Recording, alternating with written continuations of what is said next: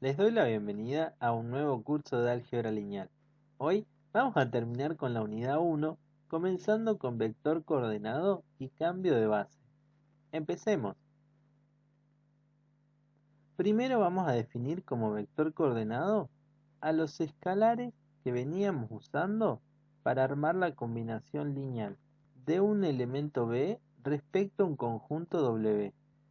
Si por ejemplo tenemos el conjunto W formado por estos dos vectores y B es el vector 1 menos 2, 4, sabíamos entonces que para escribir a B como combinación lineal de W, debíamos igualarlo a la suma de cada uno de los vectores de W multiplicados por un escalar. Y reemplazando cada vector, podía encontrar los valores de A y de B para que esta suma me diera el vector 1 menos 2, 4. Intenten restar ambos vectores y se darán cuenta que el resultado de la resta es el vector que tenemos aquí. Por lo tanto, tendré que los escalares van a ser 1 y menos 1. Y fíjense, si multiplico 1 por este vector y le sumo este otro multiplicado por menos 1, en el primer casillero me quedará un 1, en el segundo me quedará 0 menos 2, y en el tercero 2 menos 2, que me va a quedar 4. Podríamos decir que sacamos estos escalares de una forma casi intuitiva, pero intentaremos usar un método más confiable para encontrar A y B.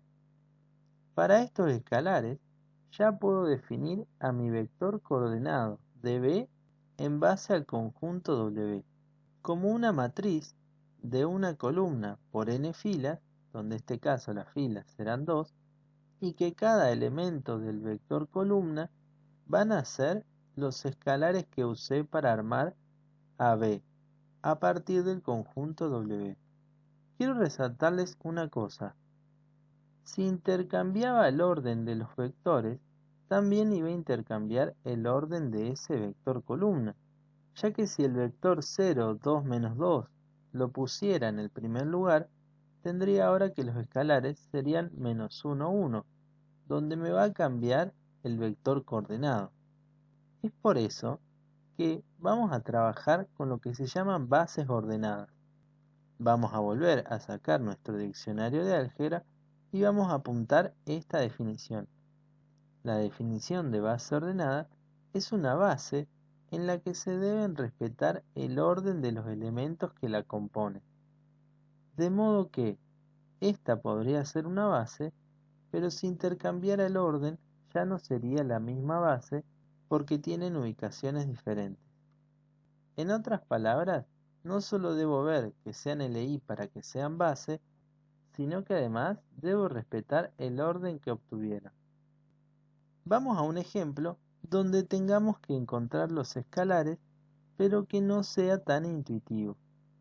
Si quiero encontrar los escalares que escriben a este vector a partir de estos dos, tendré que plantear como veníamos haciendo la combinación lineal, pero ahora para encontrar A y B voy a tener que armar este sistema de ecuaciones, donde A y B son mis incógnitas y mi columna de resultados será el vector que yo quiera escribir a partir de los elementos de la base.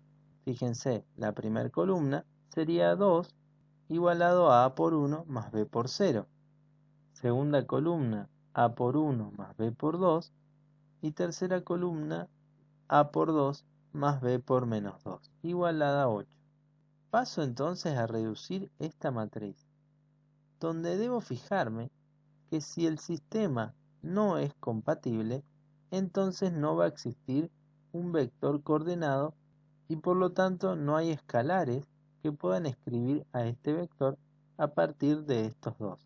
Como mi sistema es compatible, ya que el rango de mi matriz A es igual al rango de la ampliada, tendré entonces que de esta reducida puedo sacar el valor de A y el valor de B. Si doy el valor de la matriz, veo que A vale 2 y B vale menos 3. Por lo tanto, el vector coordenado van a ser una matriz columna compuesta por esos dos escalares, 2 y menos 3. Para repasar cómo obtuvimos el vector coordenado, vamos a igualar nuestro vector de interés a la combinación lineal de los elementos de mi conjunto. Luego, con cada componente armamos una matriz y de la reducida obtendremos los valores de A y de B, siendo que si el sistema no es compatible, no existía el vector coordenado. Una vez obtenido esos escalares, basta únicamente con disponerlos en un vector columna ordenado según el orden de la combinación lineal. Eso es muy importante. Si no hay dudas sobre este tema, seguimos con cambio de base. Para darles una introducción al cambio de base, quiero mostrarles dos bases que generan el mismo espacio, que es R2. Si tomamos el vector 7, 2, tendré que lo puedo escribir utilizando la combinación lineal y que los escalares que escriben a este vector van a ser 3 y 2. Si reemplazo A por 3 y B por 2, tendré que la suma me dará el vector 7, 2. Pero si ahora uso esta base para escribir al vector B, tendré que los escalares no son los mismos, ya que el valor de A y B que necesito para formar al vector B serán ahora los escalares 7 y 2. Entonces, para cada base que pueda dar que generen los mismos conjuntos, voy a tener combinaciones diferentes. Pero existe una relación entre estos dos escalares, ya que estos conjuntos generan el mismo espacio. ¿Y cuál es esa relación? Lo veremos en la siguiente sección. Como vamos a ver, la relación que existe entre estas dos bases que generan el mismo espacio vectorial es una matriz. Y hoy les voy a enseñar cómo obtenerla a partir de estas dos bases, de partida y de llegada.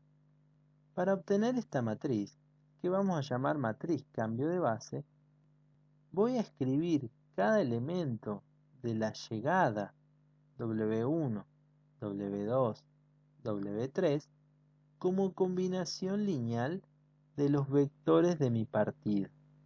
Y voy a ir rescatando los escalares que obtenga de esa combinación. De modo que, para esta combinación lineal de W1 respecto a la partida, tendré que los escalares son A1, A2, A3. Estos escalares, dispuestos de esta manera, no eran ni más ni menos que el vector coordenado, que será de W1 respecto a la base B. De manera similar, haré con W2, escribiendo la combinación lineal respecto a B1, B2, B3 y obteniendo el vector coordenado B1, B2, B3. Continuamos con W3 para obtener el vector coordenado C1, C2, C3. Este conjunto de vectores coordenados irá formando las columnas de lo que llamamos mi matriz cambio de base, que va a ir de la base B a la base B1.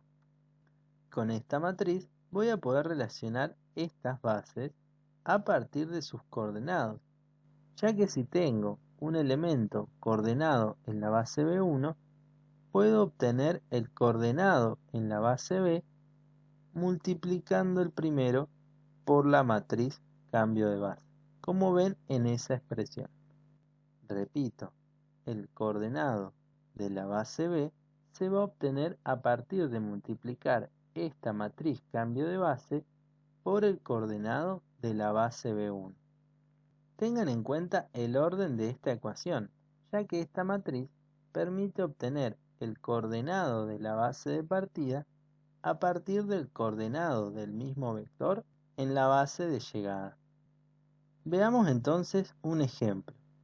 Si mi base de partida es este conjunto de polinomios y mi base de llegada es este otro conjunto, tendré que para armar las columnas de mi matriz deberé escribir cada elemento de la base de llegada, o sea, x cuadrado menos 1, x más 1 y x menos 1, como combinación de cada uno de estos elementos que pertenecen a la base B o a la base de partida.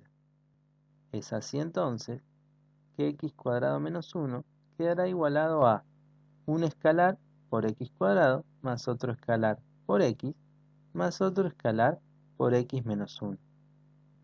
Y fíjense que usando los mismos elementos tendré que los escalares son diferentes, ya que cada polinomio al que lo estoy igualando es distinto del anterior. Esto nos da como resultado estas tres ecuaciones, que se obtienen de reducir a la mínima expresión estas ecuaciones luego de despejar y separar por término x cuadrado, x y término independiente, como trabajábamos en los polinomios. Intenten distribuir los escalares en los polinomios y separar los términos de acuerdo al término cuadrático, término de primer orden y término independiente, para evitar que se hayan perdido entre este paso y este paso. Muy bien, una vez que obtuvimos estas ecuaciones, voy a simplificar los términos con x, para trabajar únicamente con los coeficientes. De modo que en la primera ecuación puedo simplificar x al cuadrado y me quedará que a1 debe ser igual a 1. En la segunda puedo sacar factor común x y al pasar dividiendo al 0 me queda que a2 más a3 debe ser igual a 0. Y la tercera no tengo nada para cancelar y va a quedar como está. Del mismo modo vamos a trabajar las ecuaciones siguientes, donde puedo pasar dividiendo x cuadrado, sacar factor común x y simplificar, y multiplicar el menos 1 por b3, para finalmente poder trabajar con la ecuación 3, donde voy a pasar x cuadrado dividiendo, sacar factor común x y simplificar, y poder multiplicar c3 por menos 1. Con estas ecuaciones obtenemos estos resultados.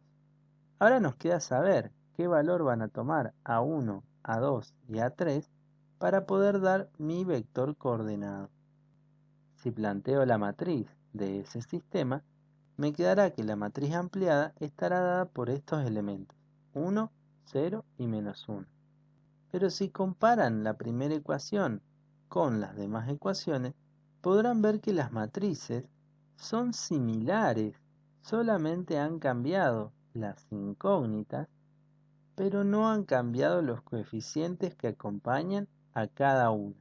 O sea, en la primera ecuación solo aparece el primer escalar, en la segunda la suma del segundo más el tercero, y en la tercera aparece el tercer escalar multiplicado por menos 1. De modo que la matriz que iba a armar es la misma. Así que para el segundo sistema voy a usar la misma matriz, pero igualada ahora a 0, 1, menos 1. Y la misma matriz usaré para el sistema 3, pero igualado ahora a 0, 1, menos 1.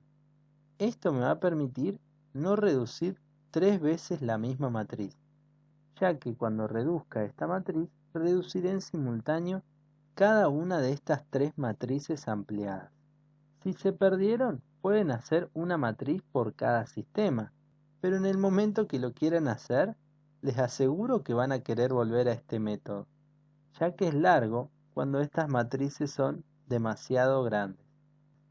Ahora bien, reduzco esta matriz y cuando llegue a la identidad, tendré que el sistema que me ha quedado en este lado no va a ser ni más ni menos que esta matriz cambio de base, ya que al reducir obtuve los vectores coordenados para cada uno de estos tres valores.